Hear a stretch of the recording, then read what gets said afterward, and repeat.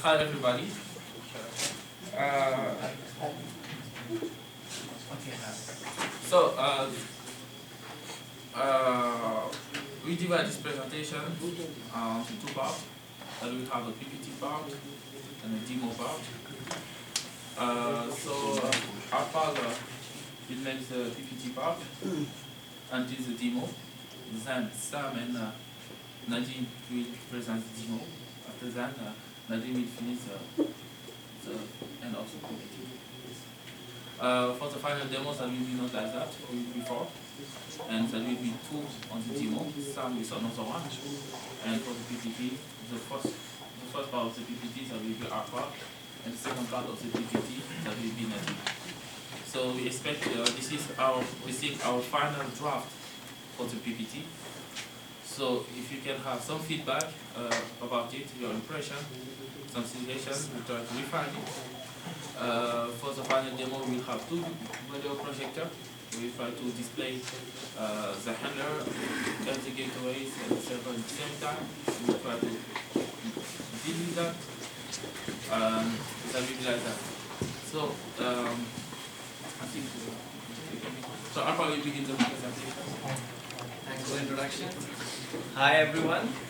We the master students of mobile system at LTU welcome you all at the presentation of Sense Smart City project. And we would like to really share it. It has been a really an enriching experience to work on this project and be working on it for a while. And it has been a really a valuable experience to really share with all of you. So here we actually start with the Sense Smart City project. So here we have the members and the organizations who actually supported this team.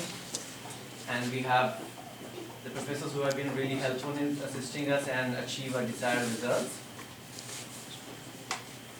And then we actually go to the question is, why do we actually need a smart city for now? We already have an existing architecture, we have a lot of technologies, but the main thing concerned is to really incorporate all these technologies into one and have a better environment to live in. So here we come up with this thing is, we need to build up a really smart economy where we can actually flourish all together in a society. And then we need to build up a smart mobility system where we can actually bring in all this kind of technology and infrastructure to come into a one system. And then we need to build up a smart environment where we can actually put up all this mobility into action. And then we have, and this smart environment actually leads up to smarter people. So having a smarter people in the society really helps you to build up a really harmony in the society and see the developments coming up in a faster pace in the society. And then we see over here is a smarter living. When you have smarter people in the society, you tend to have higher standards of living and you have better enriching experience to work on. And then this leads to a higher governance. The cities are actually developing in a very larger pace. You need to have really good governance to really incorporate all these challenges and bring up a better place to live in. And then we need to connect this. So the thing arises is, what do really smarter cities really consist of? So what we have over here is, we have the wireless sensors which have a large immense capabilities to really work on, and they have been deploying at a very faster pace. We're having a lot of technologies actually being implemented in the sensors. And then we have the already existing wireless networks.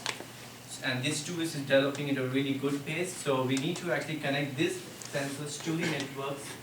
And then we bring up with the gadgets which are really, every user uses it. So everyone actually has a smartphone for now. So the thing is, we need to incorporate these technologies to be beneficial to work on these smartphones.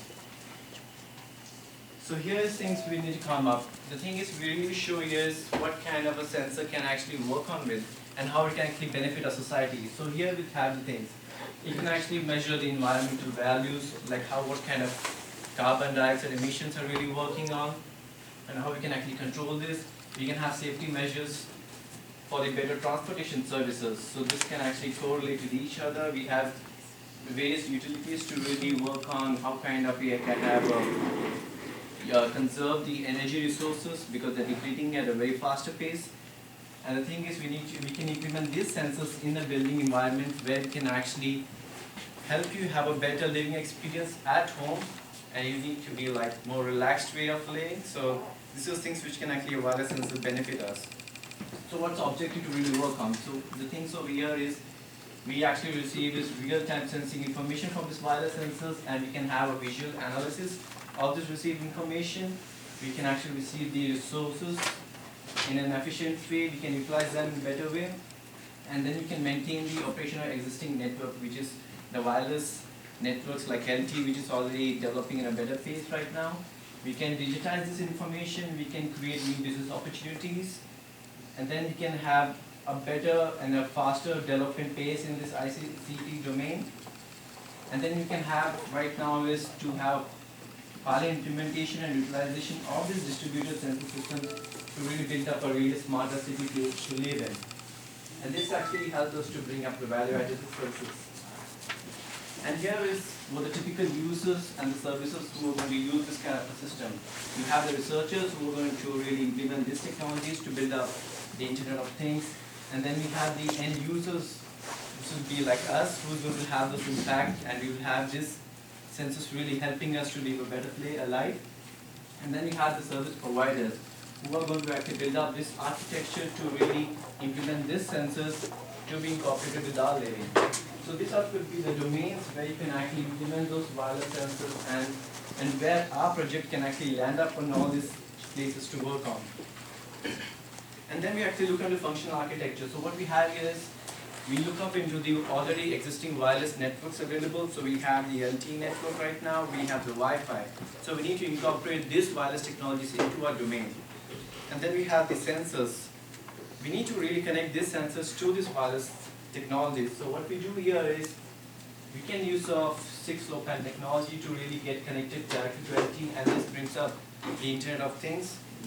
And then we have the gateway over here who is going to connect to this network. So the sensors can actually connect via the gateway, and this gateway can connect to LTE or Wi-Fi. So what we have here is, they all need to get connected to internet. So we have 3 options of having a wireless LTE domain.